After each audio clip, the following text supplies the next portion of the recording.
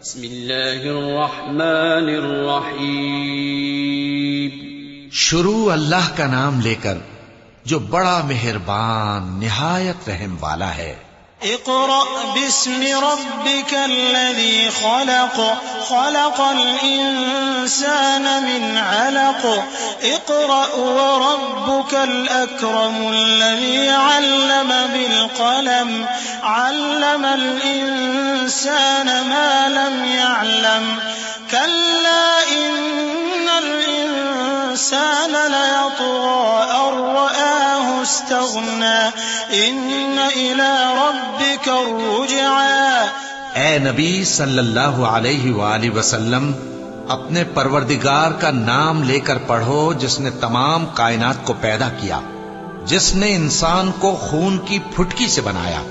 پڑھو اور تمہارا پروردگار بڑا کریم ہے، جس نے قلم کے ذریعے سے علم سکھایا اور انسان کو وہ باتیں سکھائیں جن کا اس کو علم نہ تھا، مگر انسان سرکش ہو جاتا ہے اس بنا پر کہ وہ اپنے آپ کو بے نیاز سمجھتا ہے.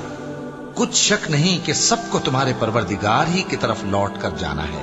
أرأيت الذي ينهى عبدا إذا صلى أرأيت إن كان على الهدى أو أمر بالتقوى أرأيت إن كذب وتولى ألم يعلم بأن الله يرى كلا لئن لم ينته لنسفعا بالناصية ناصية كاذبة خاطئة فليدع ناديه سندع الزبانية كلا لا تطعه واسجد واقترب.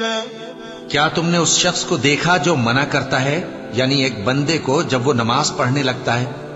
بھلا دیکھو تو اگر یہ راہ راست پر ہو یا پرہیزگاری کا حکم کرے تو منع کرنا کیسا؟ تو اس کا انجام کیا ہوگا؟ ذرا دیکھو تو اگر اس نے دین حق کو جھٹلایا اور اس سے منہ موڑا، کیا اس کو معلوم نہیں کہ اللہ دیکھ رہا ہے؟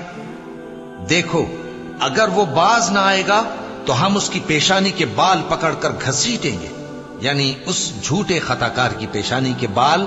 تو وہ اپنے یاران مجلس کو بلا لے، ہم بھی دوزخ کے فرشتوں کو بلائیں گے. دیکھو اس کا کہا نہ ماننا اور سجدہ کرنا اور اللہ کا قرب حاصل کرتے رہنا.